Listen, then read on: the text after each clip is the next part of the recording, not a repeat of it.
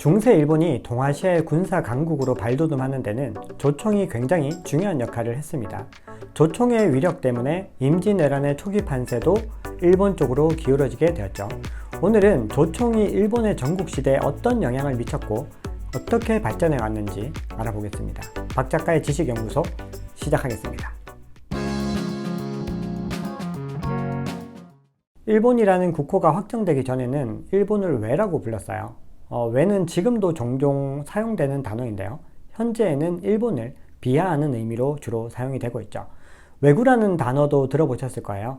왜구는 약 13세기부터 16세기 정도까지 이 한반도 앞바다에서 약탈을 일삼던 해적을 의미하는 단어입니다. 그런데 이 왜구가 당시 그냥 단순한 도적이 아니었습니다. 당시 이 바다의 해상 민간 교역을 완전히 장악하고 있는 굉장히 거대한 세력이었죠. 당시에 이 중국은 명나라였는데요. 이 중국인들에게 해상 민간 교육을 금지하도록 하는 해금 정책이라는 걸 펼치게 되는데, 이 해금 정책으로 인해서 많은 중국인들이 이 왜구에 동참을 하게 됩니다. 그래서 많은 분들이 이 왜구라고 하면 일본인들이 많을 거라고 생각하는데, 실제로는 중국인들이 훨씬 더 많았던 것으로 전해지고 있습니다. 중국인 왕직이라는 사람이 있었어요.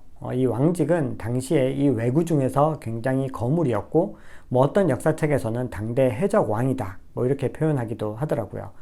이 왕직을 태운 배가 닝보에서 출발했는데 폭풍우를 만나서 표류하다가 일본 다네가 섬에 정박하게 됩니다. 그때가 1543년 8월이었습니다. 이 배에는 포르투갈 사람 2명이 타고 있었는데요. 역사적으로 일본에 처음으로 방문한 유럽인으로 기록되어 있죠. 근데 이 포르투갈인들이 굉장히 재밌는 물건을 가지고 옵니다. 바로 이 화승총이라는 건데요. 이 화승총은 이름 그대로 화승을 이용해서 쏘는 총입니다. 화승은 우리에게 조금 익숙한 말로 바꾸면은 도화선인데요. 이게 심지에다가 이제 불을 붙여서 이렇게 쏘는 그런 총이었죠. 자, 그런데 이 총은요, 이 일본에서 과거에 활용했던 그런 심지가 다 타들어갈 때까지 기다려야 되는 그런 총이 아니었고요. 심지를 방아쇠랑 연결했다가 이 방아쇠를 당기면은 불이 붙은 심지가 화약에 닿으면서 격발하는 방식이었어요. 당시로서는 최신의 기술이 도입되었던 거죠. 다네가 섬의 영주인 도키다카는 이 화승총이 너무 마음에 들어서 2정을 굉장히 비싼 값을 치르고 구매를 하게 됩니다. 그리고 한 자루를 멀리에서 온 자기 친구, 지인에게 주고, 그리고 다른 하나를 당대의 가장 뛰어난 장인이었던 야이타 김베에게 주면서 이걸 똑같이 만들라고 지시를 하죠. 그런데 생소한 기술이다 보니까 이 야이타가 처음에는 실패를 해요. 그러다가 자신의 딸을 포르투갈 상인에게 시집을 보내면서 그 기술을 알아내게 됩니다. 그리고 2년 후에 이 총을 일본이 직접 생산할 수 있게 되죠. 그때가 임진왜란이 발발하기 약 47년 정도 전이었습니다. 그때부터 일본은 꾸준히 이 조총 기술을 발전시켜 가게 된 겁니다. 공교롭게도 이 조총이 보급된 시기는요, 일본 역사상 가장 혼란스러웠던 시기인 센코쿠 시대, 즉 전국 시대였어요. 당시에는 각 지방의 영주들인 이 다이묘들이 쇼군의 자리를 차지하기 위해서 격렬하게 대립을 했던 그런 시기였죠. 그래서 다이묘들이 조총에 관심을 가지는 건 너무나 당연했습니다. 그래서 다들 조총을 사들여서 자신의 이제 군에 보급을 하기 시작한 겁니다. 그 중에서도 총기에 가장 큰 관심을 보였던 사람은 오다 노부나가라는 다이묘였어요. 아마 일본 역사에 조금이라도 관심이 있으신 분들은 들어보셨을 그런 이름이죠. 도요토미 히데요시, 도쿠가와 이에야스랑 더불어서 전국시대의 3영걸이라고 불리는 정말 불세출의 대스타입니다. 이 셋 중에서도 가장 대장격이었어요. 노부나가는 조총의 산지인 사카이와 구니모토 지역을 장악하고요. 이를 바탕으로 전국에서 가장 큰 세력으로 급부상하게 됩니다. 오다 노부나가는 3단술이라는 전술을 개발해요. 3단술이니까 세 개의 단계가 있다는 거죠. 3명이 한 조를 이루어서 팀을 짜는 겁니다. 그래서 첫 번째 가장 사격을 잘하는 사람이 사수의 역할을 해요. 직접 사격을 하는 거죠. 그리고 바로 옆에 사람이 사격한 총을 받아서 화약이랑 심지를 다시 채우는 역할을 합니다. 이걸 3번에게 넘겨주면은 바로 사격할 수 있도록 모든 조준을 다 할 수 있게 세팅을 해주는 거죠. 그리고 이걸 다시 1번 사수에게 넘겨주는 겁니다. 그러면은 계속해서 연속적으로 총을 쏠 수 있는 그런 구조를 만들게 되는 거겠죠. 당시로서는 굉장히 효율적이고 굉장히 혁신적인 전술이라고 볼 수가 있습니다. 이 3단법이 가장 빛을 발한 전투가 바로 1575년에 벌어진 나가시노 전투였거든요. 이 전투는 전국 시대의 판도를 바꾼 가장 중요한 전투 중에 하나로 기록되어 있습니다.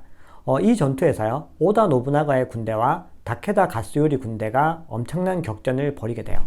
근데 이 다케다 가문은요, 이 카이라는 지방에서 약 450년 정도 굉장히 긴 시간 동안 가장 명망 있는 가문이었어요.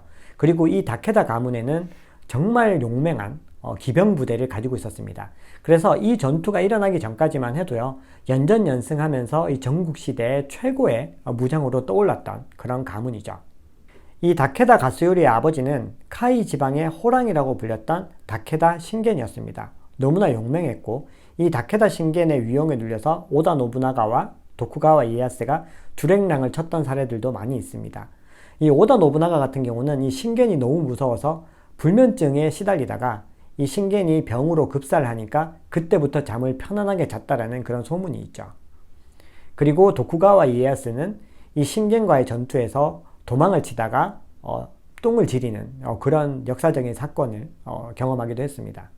이 가스요리도 아버지 신겐만큼은 아니지만 굉장히 뛰어난 사람이었거든요. 이 가스요리는 넷째 아들이에요. 그래서 이 후계자 구도에서는 굉장히 거리가 멀었는데 거기다 서자 출신이에요. 이 가스요리의 어머니가 이 다케다 가문에 의해서 몰락한 영주의 어떤 혈통이었거든요. 그래서 후계자와는 거리가 없던 가스요리가 이 다케다 신겐 사후에 이렇게 권력을 차지했다는 것은 굉장히 뛰어난 능력을 가지고 있다는 거예요. 자, 그런데 나카시노 전투에서 완전히 몰락을 하게 됩니다.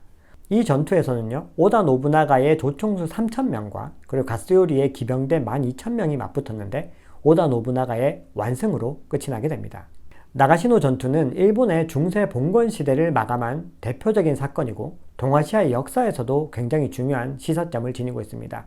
왜냐하면 그 전까지는 기병대를 중심으로 전투가 이루어졌는데 이 전투를 계기로 해서 화약을 중심으로 한 조총으로 전투의 패러다임이 완전히 바뀌게 되는 거죠. 오다 노부나가는 가신이었던 아게치 미스히데의 배신으로 목숨을 잃습니다. 그리고 오다 노부나가를 대신해서 일본을 통일하는 사람은 그의 충실한 부하였던 도요토미 히데요시죠. 히데요시는 영주들의 불만을 잠재우고 그들에게 명나라의 토지를 하사하기 위해서 임진왜란을 일으키게 됩니다. 그리고 노부나가에게서 배운 그 방식 그대로 조총을 활용해서 조선과 명나라의 기마부대를 굉장히 크게 타격을 입히게 되죠. 사실 조선에게도 기회는 있었습니다. 임진왜란 2년 전인 1590년 2월에 대마도 도주 요시토시가 손죽도 사건을 일으킨 왜구들을 이렇게 잡아서 선조에게 바쳤습니다. 이때 돌아가는 길에 조총을 진상했는데요. 선조는 이 조총에 큰 관심을 보이지 않았다고 전해지고 있어요. 여기에는 여러 가지 이유가 있는데요. 우선 중화사상이 지배하던 조선에서 변방국이 사용하는 무기에 대해서는 별로 그 필요성을 느끼지 못했을 수 있습니다. 굉장히 얕잡아 본 거죠. 그리고 당시 조선은 200년 이상 평화가 지속되고 있었거든요. 그래서 신무기 도입에 대해서 큰 관심을 가지지 않았을 수도 있습니다. 거기다가 무기는 원래 보수성이 굉장히 강하거든요. 이 효과가 확실하게 증명되기 전까지는 이 체계를 바꾼다는 게 쉽지 않아요.